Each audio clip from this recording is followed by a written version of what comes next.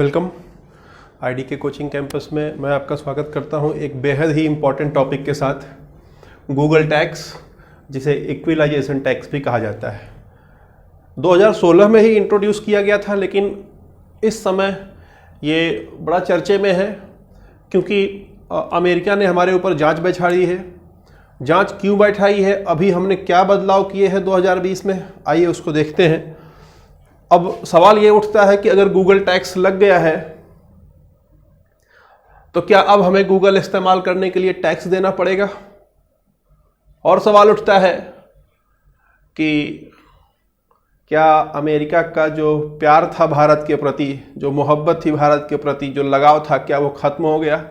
America ने भारत के ऊपर जांच बैठा दिया। किस तरह का जांच बैठाया हुआ है उसको देखेंगे और फिर अंत में देखेंगे इम्तिहान के दृष्टिकोण से क्या क्या चीज़ें इंपॉर्टेंट है। तो आइए देखते हैं फटाफट कि गूगल टैक्स क्या है और क्या हमें भी गूगल इस्तेमाल करने के लिए टैक्स देना पड़ेगा, समझेंगे पूरा। इन चीज़ों को समझने के लिए आपको दो चीज़ आना आवश्यक है। समझ लेते हैं क्या क्या। एक तो ये देख लीजिए कि टैक्स जो होता है वो बेसिकली दो तरह का होता है। टैक्स जो होता है वो दो तरह का होता है। एक होता है डायरेक्ट टैक्स और दूसरा होता है इनडायरेक्ट टैक्स। ठीक है, ध्यान दीजिएगा। बोलता है कि जिसका बर्डन शिफ्ट न किया जा सके वो डायरेक्ट टैक्स होता है। यानी कि जिसका टैक्स आपको खुद पेमेंट करना होता है उसे डायरेक्ट टैक्स कहते हैं। ठीक है, जैसे आप कमाते हो, आपकी आय है, तो जो आय है आपकी उस पर जो टैक्स देना है गवर्नमेंट को वो आप खुद दोगे, आप डायरेक्ट दोगे खुद। ये क्या है? Direct tax. ठीक है। इनडायरेक्ट टैक्स क्या है? आपने मान लीजिए आजकल कोरोना वायरस फैला हुआ है, आपने मास्क खरीदा या हैंड सैनिटाइजर खरीदा। ठीक है, कुछ भी आपने खरीदा तो आपने टैक्स दुकानदार को दिया। ठीक है, दुकानदार जो होगा वो टैक्स किसको देगा? वो अपने से इसके पहले वाले को जो होलसेल होगा उसको देगा। होलसेलर किसको देगा? होलसेलर देगा जो पेरेंट कंपनी होगी, यानी कि जो प्रोडक्शन कर रहा होगा उसको देगा। अब जिसके पास जो प्रोडक्शन कर रहा होगा वो किसको देगा? वो गवर्नमेंट को देगा, कंपनी को, सरकार को देगा। यानी कि जो टैक्स आप डायरेक्ट चुकाते हो खुद उसे डायरेक्ट टैक्स कहा जाता है, और आप ही जो चुकाते हो लेकिन उसका कलेक्शन,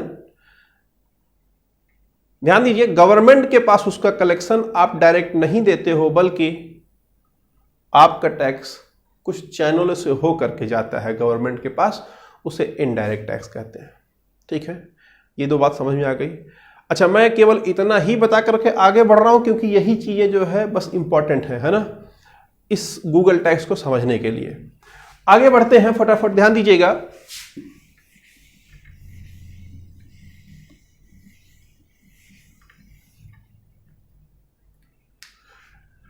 एक होता है बिजनेस B2B और एक होता है B2C। दो तरह के व्यापार होते हैं, B2B और B2C। ध्यान दीजिएगा, B2B मतलब बिजनेस टू बिजनेस और B2C का मतलब होता है बिजनेस टू कंज्यूमर। कंज्यूमर का मतलब है जो उपभोक्ता है ना। ध्यान दीजिएगा मेरी बात। ये कुछ भी मान लो एक साबुन है। ठीक है, साबुन है, साबुन का प्रोडक्शन शुरू हुआ, मान लीजिए किसी कंपनी, मान लो कंपनी ABC है, इस कंपनी में शुरू हुआ प्रोडक्शन। ठीक, अब ये जो प्रोडक्शन शुरू हुआ है, यहां से ये प्रोडक्शन के बाद डिस्ट्रीब्यूटर के पास जाएगा, रिटेलर कैसे, फिर उसके बाद जो है होलसेलर को जाएगा, फिर रिटेलर को जाएगा, और उसके बाद अंत में रिटेलर से जो है आम आदमी खरीदेगा। ठीक, तो ये देखिए इनके बीच जो हो रहा है, यहां से इसके बीच जो हो रहा है, इसे B2C कहते हैं, बिजनेस टू कंज्यूमर। ये हो गया, क्लियर है। बाकी यहां से लेकर के यहां तक जो व्यापार हुआ उसे B2B कहते हैं, बिजनेस टू बिजनेस। समझ में आ रहा है? बिजनेस टू बिजनेस ये होता है और ये बिजनेस टू कंज्यूमर होता है। क्लियर है? क्यों बता रहा हूं ये? क्योंकि ये इंपॉर्टेंट है गूगल टैक्स समझने के लिए। नहीं अगर समझेंगे ये दोनों बात, डायरेक्ट टैक्स इनडायरेक्ट टैक्स और ये B2B और B2C, क्लियर नहीं होगा। समझ आ गया बात? तो ध्यान दीजिएगा, जो आपने अभी तक समझ लिया है वो ये कि टैक्स जो होता है वो एक तो टैक्स जो होगा वो एक डायरेक्ट होगा और दूसरा इनडायरेक्ट होगा। क्लियर? और जो व्यापार होता है वो B2B होता है या B2C होता है। ये चार चीजें आपने समझ ली है ना। अब आइए समझते हैं। ध्यान दीजिएगा, अगर ये भारत देश है ना, ये इधर से बनाएंगे तो ज्यादा सही बनेगा ना। ये भारत देश है मान लेते हैं, ठीक है। अब कोई ऐसी कंपनी जो भारत में जिसका परमानेंट एस्टेब्लिशमेंट ना हो, ध्यान दीजिएगा मेरी बात, ऐसी कंपनी जिस कंपनी का परमानेंट एस्टेब्लिशमेंट भारत में ना हो और उसका व्यापार भारत में चल रहा हो, तो भारत उससे टैक्स, उसके इनकम पर टैक्स नहीं ले सकता है। यह रूल है, हमारे टैक्सेशन का रूल है ये। यानी अगर कोई कंपनी बांग्लादेश में है, कोई कंपनी अमेरिका में है, उसका रूट अमेरिका में है और वो अपना व्यापार ला करके इंडिया में फैलाई हुई है, तो इंडिया में जो उसका इनकम हो रहा है, इनकम पे उसको टैक्स नहीं देना है। समझ आ रही बात? क्लियर हो रहा है? तो हो क्या रहा था कि वो कंपनियां जो प्योरली डिजिटल है, प्योरली डिजिटल कंपनियां हैं, खालिस, जिन्हें आप इस तरह कह सकते हो, जिनका कोई उस तरह का ऑफिस नहीं है, मतलब फिजिकल ऑफिस नहीं है, फिजिकल एक्टिविटी नहीं है, सारी की सारी एक्टिविटी क्या है? डिजिटल है। जैसे गूगल हो गया, जैसे फेसबुक हो गया, जैसे ऑर्कुट पहले चलता था, है ना, या ऑर्कुट जैसे और तमाम लिंक्डइन हो गया, है ना। जितने आप ये समझ पा रहे हो, जितने सोशल मीडिया के और ये सब देख रहे हैं, ये सारे के सारे क्या हैं? डिजिटल प्लेटफॉर्म्स हैं, ठीक है। और ज्यादा का, मोस्ट ऑफ द कंपनीज का हेडक्वार्टर कहां है? अमेरिका में है, ठीक। अब वो उनका हेडक्वार्टर अमेरिका में है और उनका कारोबार हमारे इंडिया में फैला हुआ है, ठीक है। अब क्या होता है कि इंडिया में मान लीजिए, से फॉर एग्जांपल ये कोचिंग है अपनी आईडी के कोचिंग कैंपस, या मान लो कि कोई भी मतलब एक बिजनेस ओनर है, या कोई एक मान लीजिए ये डस्टर है, ये डस्टर कोई बनाता है, या ये पेन, ये मार्कर कोई बनाता है, तो ये क्या करता है कि गूगल को, या गूगल पर या फेसबुक पर या किसी कंपनी पर, वो किसी सोशल नेटवर्किंग साइट पर वो एडवर्टाइजमेंट करता है, प्रचार करता है, ठीक है। अब जब वो प्रचार करता है, ध्यान दीजिएगा मेरी बात, तो वो गूगल को या फेसबुक को या जो कंपनी है उसको पेमेंट करता है, और ये पेमेंट डायरेक्ट डिजिटली पेड होता है और ये चला जाता है गूगल के खाते में। यानी अमेरिका में है तो सीधा अमेरिका में चला गया, इंडिया का पैसा चला गया अमेरिका में डायरेक्ट, और भारत को उससे एक भी पैसा नहीं मिल रहा है। समझ आ गई बात? तो देखिए ना, ये जो प्रोडक्ट बना रहा है, या ये जो प्रोडक्ट बना रहा है, इसने प्रचार दिया था ना, तो ये खुद एक तरह का बिजनेस कर रहा है। क्लियर है? ये खुद एक तरह का बिजनेस कर रहा है, और इसका बिजनेस प्रमोट करने के लिए इसने गूगल को या यूट्यूब को या फेसबुक को इसने क्या किया? पैसा दिया। तो ये B2B बिजनेस हुआ कि नहीं? बिजनेस टू बिजनेस हो रहा है कि नहीं हो रहा है? ठीक है। अब ध्यान दीजिए, जब ऐसा हो रहा था तो भारत का यहां पर उस समय भारत के फिनेंस मिनिस्टर जो थे वो अरुण जेटली जी थे। अरुण जेटली जी ने 2016 में जो बजट था उसमें उन्होंने कहा कि हम लोग एक टैक्स ले आएंगे, गूगल टैक्स। हालांकि उसका असली नाम गूगल टैक्स नहीं है, गूगल टैक्स प्रचलित नाम है, असली टैक्स उसका नाम है इक्विलाइजेशन टैक्स। क्लियर है?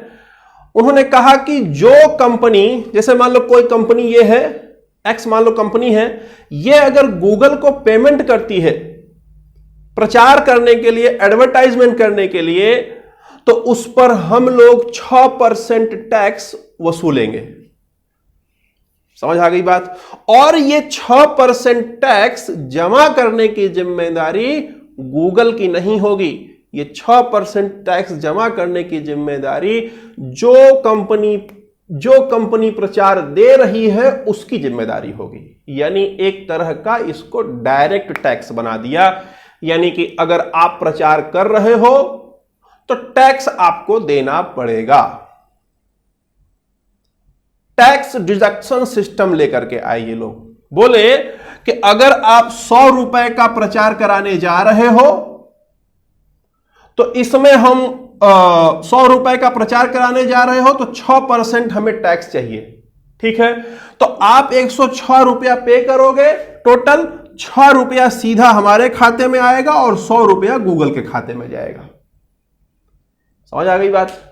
तो ये जो 6% टैक्स था, ये 6% टैक्स B2B है, यानी कि बिजनेस टू बिजनेस है।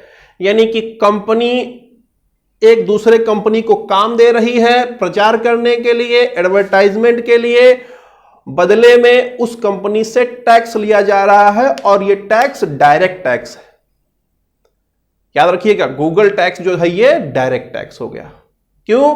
क्योंकि जो प्रचार दे रहा है उसी की जिम्मेदारी है कि वो टैक्स जमा कराए गवर्नमेंट को। यहां पर ये पूरी दुनिया में पहली बार इंट्रोड्यूस करने वाला ऐसा टैक्स भारत बना। ठीक है, 2016 में इसको लाया गया बजट सत्र में और 1 जून से इसे लागू कर दिया गया। तब प्रॉब्लम नहीं क्रिएट हुई, कोई प्रॉब्लम नहीं थी। ठीक है, प्रॉब्लम अब है ये अप्रैल 2020 में क्या हुआ। अभी गवर्नमेंट ने इंट्रोड्यूस किया, क्या इंट्रोड्यूस किया नया चीज? देखिए,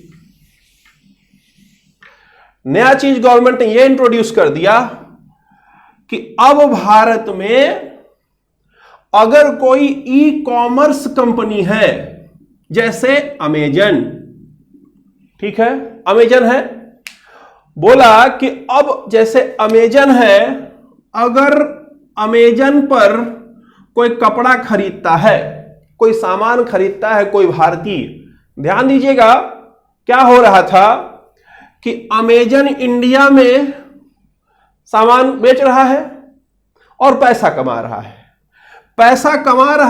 और पैसा जो भी इसका प्रॉफिट है, उस प्रॉफिट को ये डायरेक्ट लेकर के अपने देश चला जा रहा है। भारत का उसमें किसी तरीके का कोई टैक्स उसको नहीं मिल रहा है। समझ आ गई बात?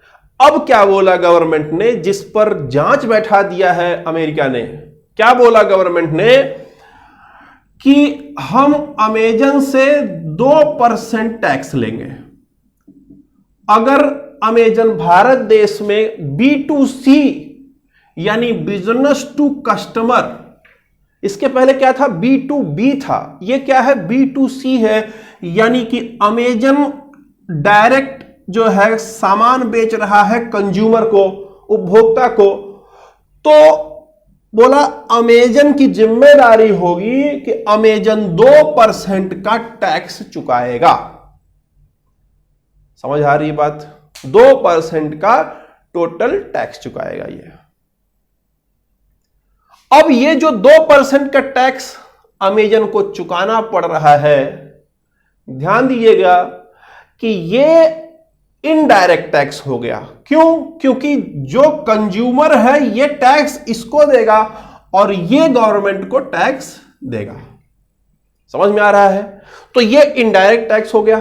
अब ध्यान दीजिएगा प्रॉब्लम क्या क्रिएट हो रही है। प्रॉब्लम ये क्रिएट हुई कि अब जो अमेजन का इनकम था उस इनकम में से 2% टैक्स भारत को इसे देना पड़ेगा।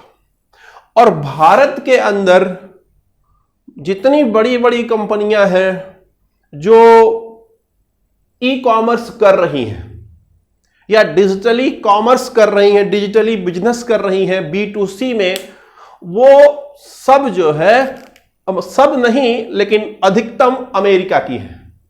ठीक है, अब अमेरिका का रेवेन्यू कम होगा। क्यों? क्योंकि जो इनकम यहां से इंडिया से जा रहा था वहां पर वहां के गवर्नमेंट को टैक्स मिलता था। समझ में आ रहा है?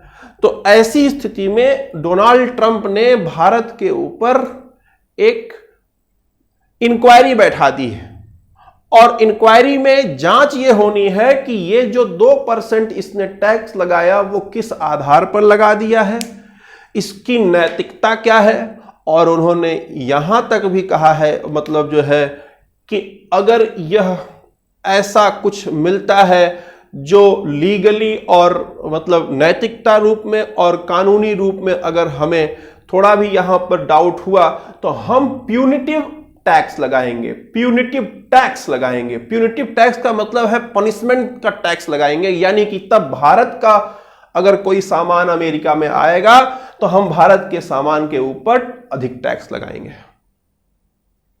समझ आ रही है बात? क्लियर है? अब इम्तिहान के दृष्टिकोण से फटाफट देखते हैं। ध्यान दीजिएगा,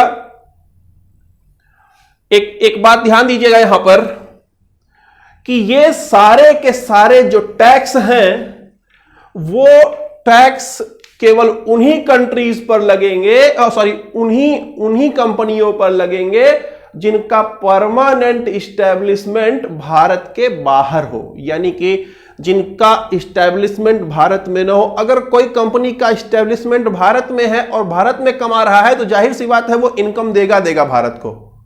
क्लियर है? लेकिन अगर कोई कंपनी का इस्टेब्लिशमेंट भारत से बाहर है, वो कमा रहा है, तो जाहिर सी बात है वो भारत को टैक्स नहीं दे रहा था, तो इसलिए भारत ने उस पर टैक्स लगाया है। इम्तिहान के दृष्टिकोण से देखिए, जून 2016 में जो टैक्स लाया गया था उस पर 6% टैक्स था, लेकिन वो टैक्स 6% जो था वो केवल और केवल ऑनलाइन एडवर्टाइजमेंट पर था। अभी अप्रैल 2020 में जो लाया गया है उस पर 2% टैक्स देना है, लेकिन सभी खरीदों पर देना है। क्लियर है? इसके पहले केवल ऑनलाइन एडवर्टाइजमेंट पर था। क्लियर है? और बोलता है कि केवल वही कंट्रीज जो है देंगी, केवल वही कंपनियां देंगी जिनका इस्टेब्लिशमेंट भारत में नहीं है परमानेंट। आगे बोलता है, ध्यान दीजिएगा, एक कैप ये है कि अगर आप 1 लाख रुपए तक का प्रचार करते हो तो आपको टैक्स नहीं देना पड़ेगा। ठीक है, जो 6% टैक्स देना था, तो ये एक कैप लगा दिया गया है। और यहां पर नियम लाया गया है कि अगर आपकी कमाई 2 करोड़ रुपए हुई है भारत में, तो 2 करोड़ रुपए तक की कमाई पर आपको टैक्स 2% जो देना है वो नहीं देना पड़ेगा। लेकिन अगर आपकी कमाई 2% से ज्यादा हो रही है तो पूरे के पूरे पर आपको टैक्स देना पड़ेगा। क्लियर है? जो जून 2016 में आया था वो क्या था? वो डायरेक्ट टैक्स था। अभी जो आया है वो क्या है? वो इनडायरेक्ट टैक्स है, यानी कंपनियों को चुकाना पड़ेगा। अब समझ आ गई बात? तो इस प्रकार आप उम्मीद करते हैं कि आप इसको समझ पाए होंगे पूरा, और समझ आया हो, लगा हो कि चीजें जो है आपको बेहतर ढंग से समझाई गई हैं। तो कमेंट जरूर करिएगा, शेयर जरूर करिएगा, सब्सक्राइब करिएगा। धन्यवाद।